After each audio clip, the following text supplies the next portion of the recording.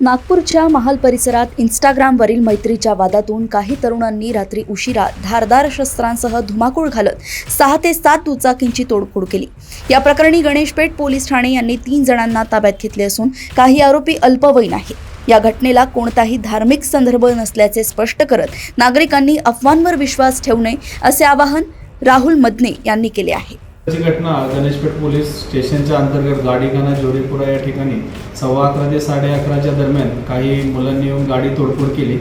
याच्यामध्ये आम्ही 3 मुलांना याच्यामध्ये ताब्यात घेतलेलं असून याची पार्श्वभूमी जर पाहिली, याच्यामधले आरोपी आणि काही तरुणांमध्ये मुलीच्या प्रकरणावरून या ठिकाणी वाद झालेला होता 3-4 महिन्यापूर्वी।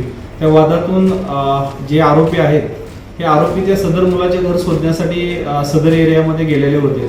त्या एरियामध्ये गेल्यानंतर त्यांनी त्या ठिकाणी गाड्यांची तोडफोड केलेली आहे।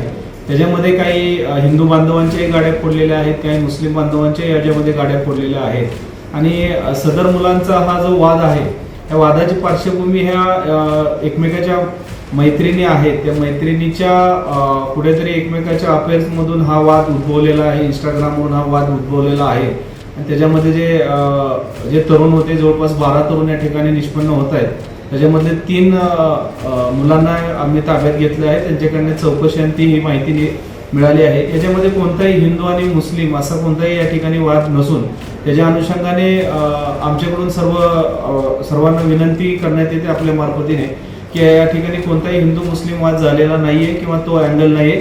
याच्यामध्ये या मुलीच्या प्रकरणावरून झालेला हा वाद असून सदर वादामध्ये अत्यल्पावतो आम्ही झालेल्या प्रकरणामध्ये 3 आरोपींना ताब्यात घेतलेला आहे। त्याच्या अनुषंगाने आम्ही गुन्हा दाखल करण्याची प्रोसेस सुरू आहे। ज्या मुलांमध्ये वाद होता त्या मुलांचे नाव काय समक्ष आले आहे की काय होतं की जे नाबालक मुलं आहे काय? याच्यामध्ये जे मुलं आहेत त्यांची वय मायनर आहेत। पूर्वीचे काही लोकांचे वादाचे यांच्यावरती गुन्हे पण आहेत।